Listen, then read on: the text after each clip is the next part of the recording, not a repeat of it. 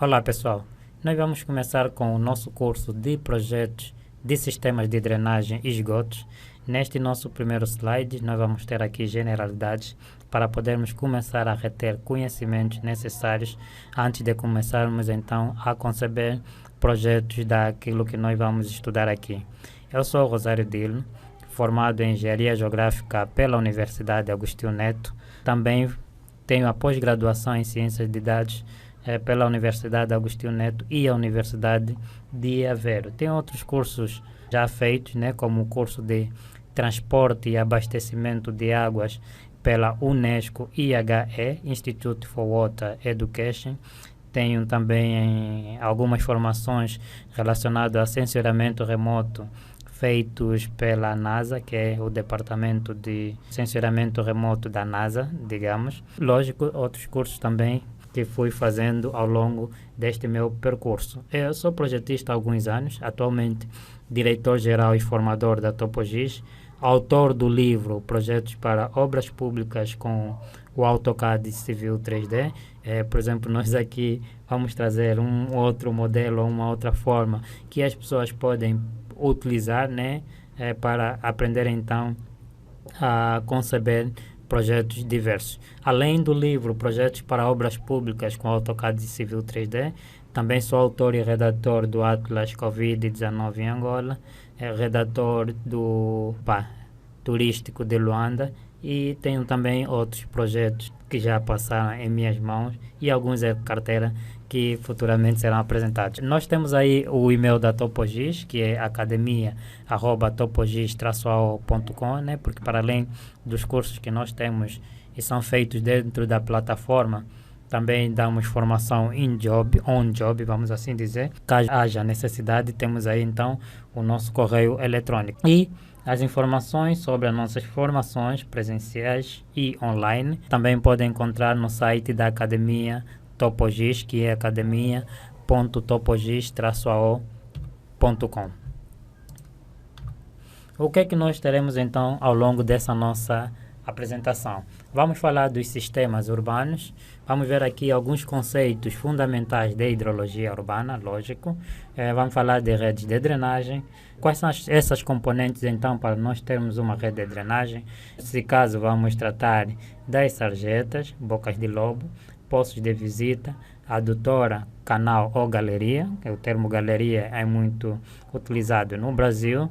Vamos ver aqui alguns exemplos de projetos de drenagem, quais são os padrões que devem ser seguidos. Serão apresentadas também algumas bibliografias e vamos ver os softwares que podem ser utilizados para projetos de drenagem e esgotos.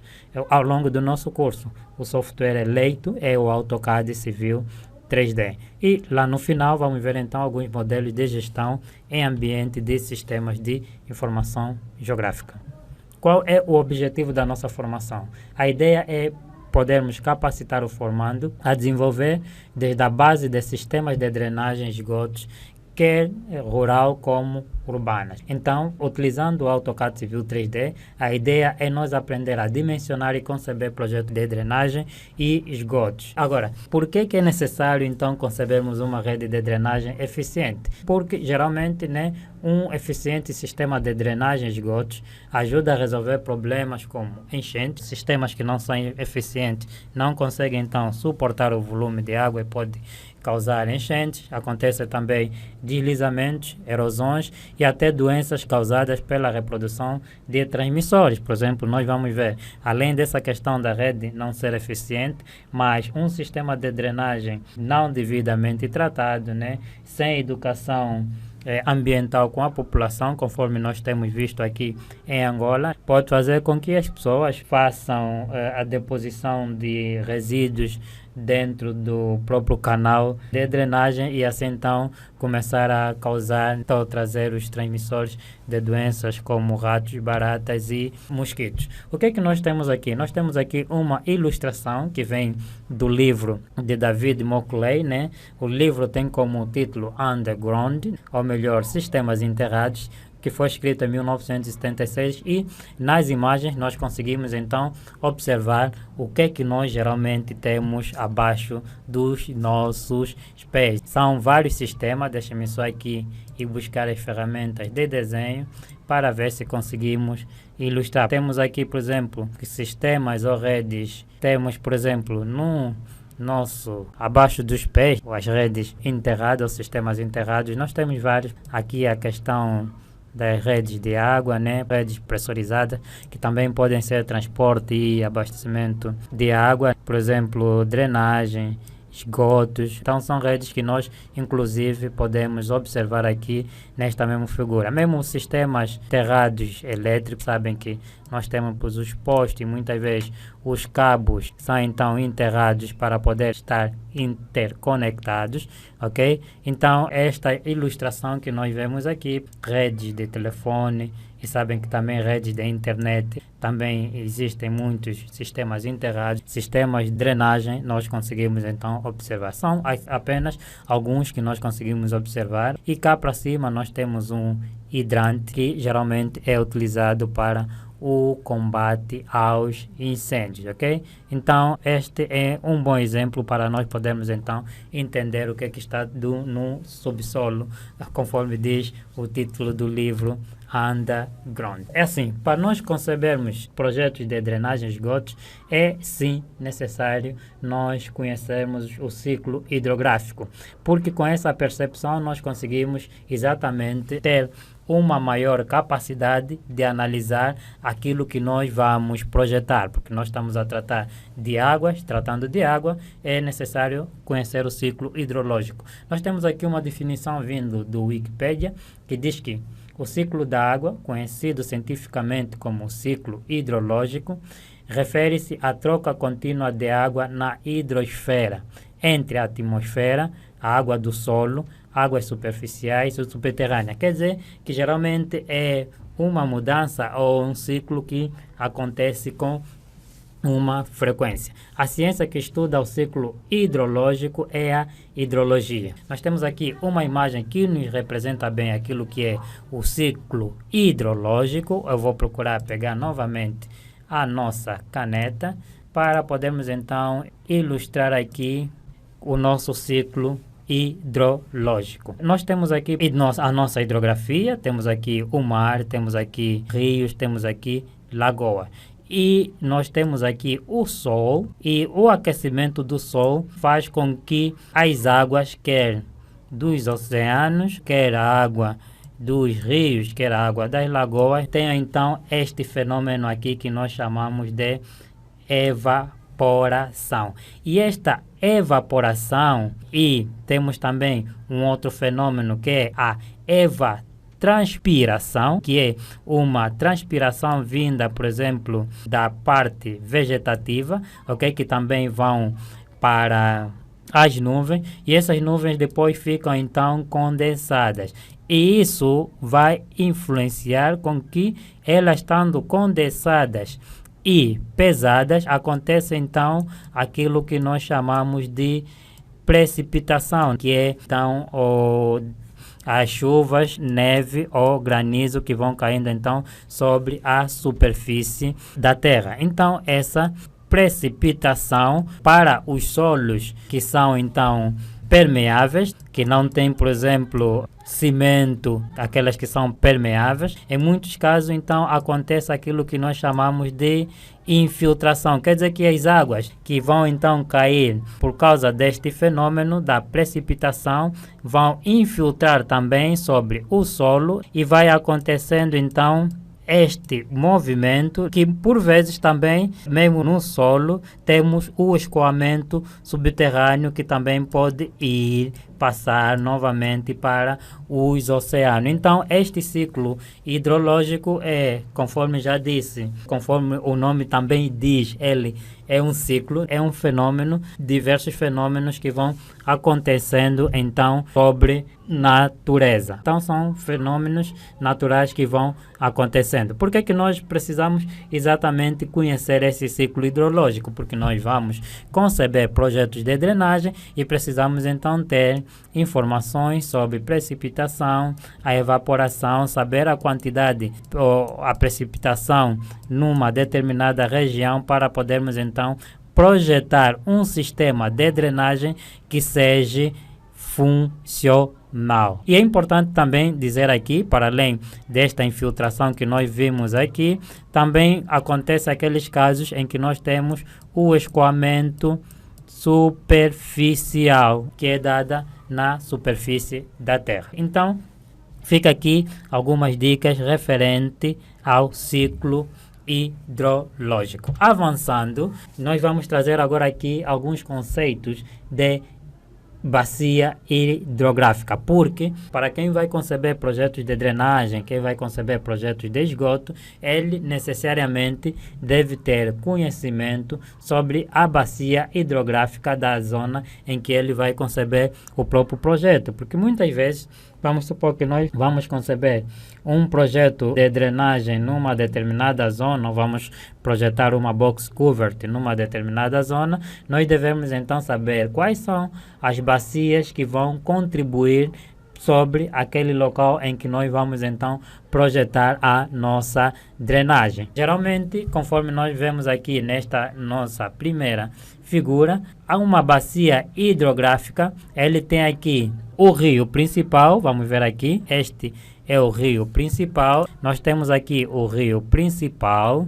e também ele é observável a partir daqui, conforme vocês conseguem ver. Essa parte aqui onde o rio vai então atirar as suas águas é o que nós chamamos de exutor. Então, geralmente os rios desaguam no mar ou noutros rios. Além disso, o que é necessário também conhecer? Nós temos aqui, por exemplo, além do nosso leito do rio, temos aqui os seus afluentes, porque esse é o rio principal, temos os seus afluentes. E esta linha aqui que está atracejado amarelo é que é então o nosso limite da nossa bacia hidrográfica. Geralmente esta bacia tem um comportamento, por exemplo, a subida ou atinge o seu pico mínimos e máximos ou vai alterando de acordo também a precipitação que vai ocorrer na mesma zona. Temos aqui algumas definições, como por exemplo, afluente, que é estes elementos aqui que nós acabamos de tracejar a partir ou que sai do rio principal, é um rio menor que desagua no rio principal, conforme vocês veem. Eles podem ser intermitentes também, que são aqueles geralmente que em alguns períodos eles estão secos e em alguns períodos eles contêm então água. Temos aqui também definição de interflúvios, que são as regiões mais elevadas ou altas, que é essa aqui que nós definimos como limite da nossa bacia, é servindo de divisores entre uma bacia e outra. É o mesmo que divisor de águas, ok? Então este é o nosso divisor de água, o nosso limite da bacia ou então o interflúvio. Por que eu estou a trazer aqui estes conceitos e essas informações sobre bacias hidrográficas? Porque quem vai conceber projetos de drenagem, esgoto, geralmente é alguém que tem que estudar hidrografia. Estudando hidrografia, então vai saber sobre alguns padrões, algumas normas, né, que ele deve então ter de antemão para começar a conceber o seu projeto, porque nós precisamos exatamente ter aqui alguns dados antecipadamente antes de nós concebermos o nosso projeto, que é para poder dimensionar devidamente o sistema. Portanto, além da própria bacia principal, que está aqui dividido pelo nosso interflúvio, estes afluentes, muitas vezes eles formam então aquilo que são também as subbacias, que também podem ser chamadas de microbacias. Temos o nosso limite, só para fazer um refrescamento, temos o nosso rio principal, temos a nossa foz ou exutor, temos os afluentes que vão desaguar exatamente no rio principal. Então tudo isso é a nossa bacia hidrográfica. Vamos lá. Além das noções que foram apresentadas anteriormente, Quem vai conceber projetos de drenagem, né? Vamos aqui nos focar em drenagem urbana, geralmente ele tem que ter informações sobre a IDF. Curvas IDF, elas vão representar as 4 características fundamentais das chuvas, que é intensidade, duração e frequência. Intensidade, duração, frequência e distribuição. Para a determinação desta relação, é necessário ser histórica das precipitações máximas de um posto pluviométrico. Isso implica dizer que para os casos onde nós temos condições de ter informação da precipitação daquela zona, então nós vamos trabalhar com estes dados, com essas informações, ou essas curvas IDF, para podermos então conceber o nosso projeto. Por exemplo, em alguns países que têm essas condições, eles instalam então estações pluviométricas e vão recolhendo os dados de forma periodicamente. E esses dados muitas vezes são distribuídos são distribuídos por um sítio na internet em que os projetistas podem ter acesso e irem buscar então essas informações. Para o nosso caso Angola, muitas das vezes usa-se o método racional, que é um método que pode também ser utilizado para questões de projeto, ou caso haver possibilidade, podemos então procurar INAMET, né, e saber se existem dados pluviométricos da zona em que nós vamos conceber o referido projeto. Há um livro durante o curso, quem tiver acesso ao nosso curso, nós vamos deixar um link que traz exatamente uma boa compilação sobre a pluviometria do nosso país. Não é algo assim muito, vamos assim dizer, estudado a profundidade, porque aí teríamos que ter realmente condições no país de várias estações pluviométricas e temos então essas informações, mas em condições normais os dados pluviométricos nós deveríamos encontrar no site do INAMET. Escolhemos a província que nós vamos então conceber o projeto e poder então tirar esta mesma informação. Uma outra maneira também de termos informações pluviométricas é através de sites internacionais, né, que conseguem ter os dados de monitoramento a partir dos satélites meteorológicos. Por exemplo, se nós irmos num sítio da internet, eu vou só procurar aqui, vou escrever World Weather, ok? Vamos lá ver aqui e conseguimos então ter informação de precipitação em determinadas regiões, em determinadas províncias, normalmente. Não, esse site também.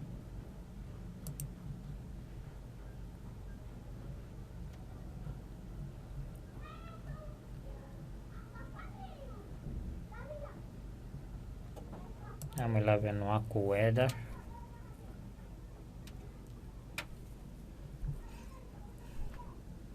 AccuWeather.com. Aguardamos o processamento.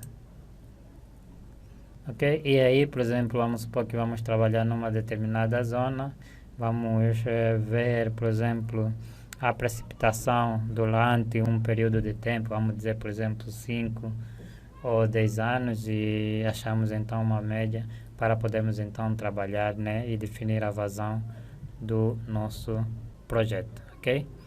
Vamos lá, o AccuWeather está a processar, ok? Conforme vem, temos aqui 30 graus centígrados para Luanda, que ele vai me dar então aqui as condições atmosféricas de determinadas zonas. Temos condições, por exemplo, hoje, sim, diariamente, mensalmente. Vamos tentar vir aqui na opção mensalmente, conforme conseguem ver, ok? As condições atmosféricas, temperatura em gráficos. Então, a partir de determinados sítios da internet, como a AccuWeather e outros sites da internet que nós vamos pesquisar, o que podemos pesquisar, depois vou deixar também o link, poderá então acompanhar as condições atmosféricas de uma determinada zona, né? São sites que você, por exemplo, define os anos que você quer ver essas informações atmosféricas, porque eles conseguem fornecer esses dados através de dados que eles têm então dos satélites meteorológicos, e a partir daí então você consegue num determinado período saber a vazão que você iria aplicar para um determinado projeto. Falando em vazão, tem aqui a definição. Na realidade, a vazão é a quantidade de água em volume, né, transportada em uma unidade de tempo. Geralmente a vazão, que também é chamado de caudal, a sua unidade é metros cúbicos por segundo. Por exemplo, a quantidade ou volume de água que passa numa determinada superfície em metros por segundo ou em litros por segundo. A fórmula que nós temos aqui de vazão, que também pode ser utilizado, que é do método racional, é que a vazão vai ser igual a intensidade ou coeficiente do escoamento vezes a intensidade vezes a área em que nós queremos calcular a vazão. Então, um outro elemento que muitas vezes também é necessário nós sabermos calcular é o tempo de concentração.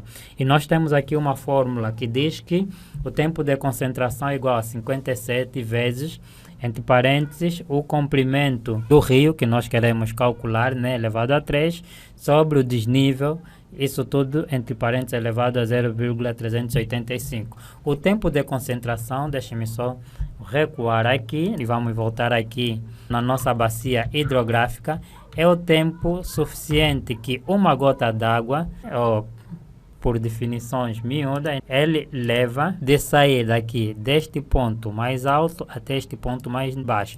Por isso é que é designada então aí o denominador usa então o desnível, porque nós temos a cota aqui, temos também a cota aqui. E se nós formos aqui na fórmula, temos aqui tempo de concentração é igual, este L aqui é este comprimento que nós temos aqui do nosso rio, um exemplo, e essa diferença de altura é a diferença de cota entre este ponto aqui e este ponto aqui, e nos dará então o tempo de concentração que uma gota vai percorrer até chegar até este ponto. Vamos supor que nós queremos calcular o tempo de concentração neste afluente aqui, né? Então será o tempo que a água vai percorrer deste ponto até este ponto. Logo temos que saber o comprimento e a diferença de nível. Vamos lá. Nós temos aqui, para além deste método racional que nós vimos aqui, que pode ser utilizado para nós calcularmos a vazão, que é igual ao coeficiente de escoamento vezes a intensidade da chuva vezes a área. Nós temos aqui também a fórmula para podermos calcular o mesmo coeficiente de escoamento, que geralmente é igual ao volume escoado sobre volume precipitado. Quanto caiu, quanto escoou, a diferença entre o escoado e o precipitado. Por exemplo, aqui nós temos uma relação que influenciam o tempo de concentração. A fonte é Hidromundo de 2016. Por exemplo, o tempo de concentração, que é o nosso TC aqui, ele se relaciona com a vazão. Existem fórmulas adequadas para o cálculo do tempo de concentração. Temos que saber, conforme já disse anteriormente, a distância do ponto mais afastado, comprimento e declividade do Tauvelg. Nós já vimos lá anteriormente o rio principal a traçar, que é o comprimento do Tauvelg. A declividade da bacia, isso tudo é necessário também sabermos, são relações com o tempo de concentração também. Alterações antrópicas, tipo de cobertura vegetal. O tipo de cobertura vegetal também vai influenciar no próprio tempo de concentração. Logicamente que num sítio em que nós temos, por exemplo, solo nativo, né? E num sítio onde foi pavimentado, o tempo de concentração é influenciado por esse tipo de cobertura.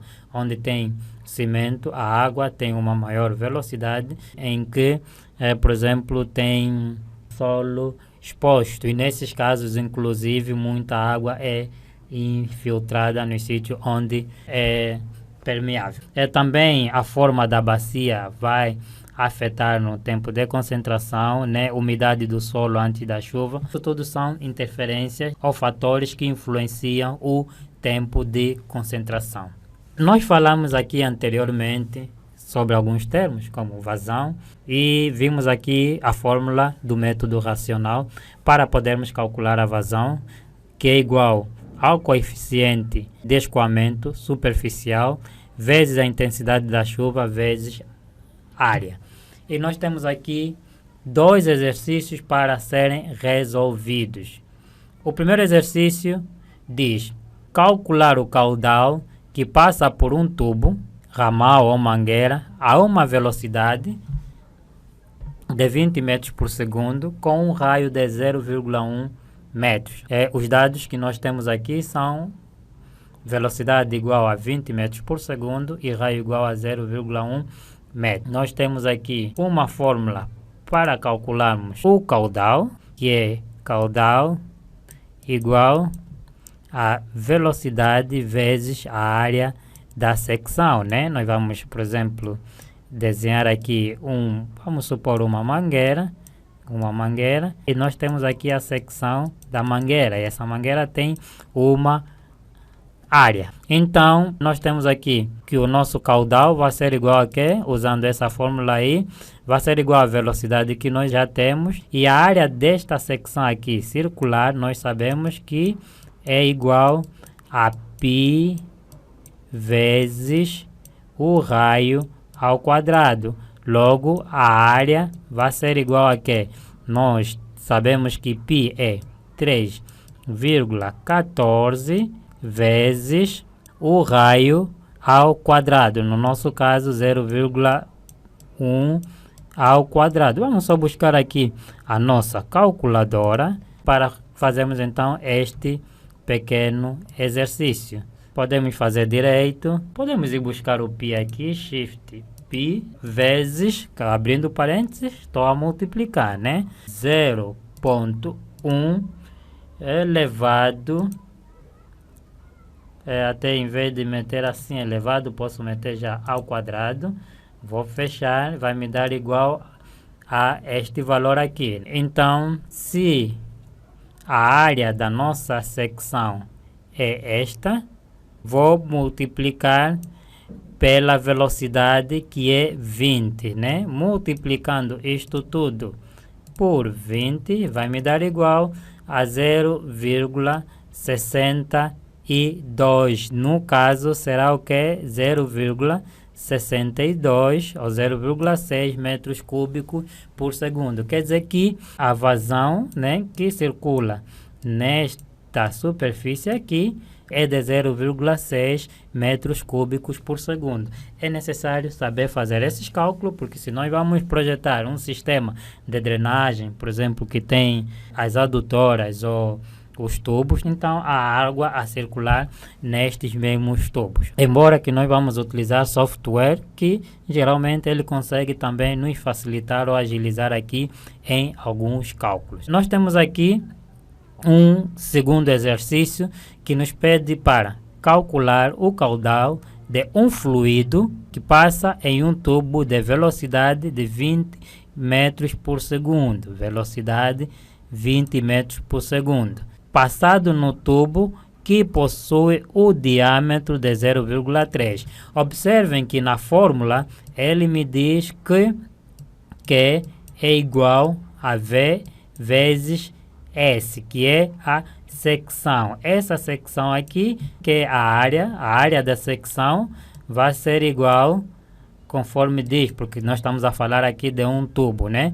Vai ser igual a π vezes raio ao quadrado. Mas nós precisamos saber que se nós temos aqui, para projetar aqui essa parte aqui da mangueira ou do tubo da frente, nós temos aqui, se a metade é o raio, o completo daqui para aqui, este é o raio, logo daqui de uma ponta a outra, daqui para aqui, nós teremos então o diâmetro. Logo, ele aqui nos deu o que? Nos deu o diâmetro. Então, nós teremos que dividir por 2, que vamos ter a área da secção, vai ser igual a π, que é 3,14, vezes, vamos transformar o nosso diâmetro, ou vamos calcular o nosso raio, que é a metade do diâmetro. Melhor dizendo, né? O nosso diâmetro é 0,3 a dividir por 2.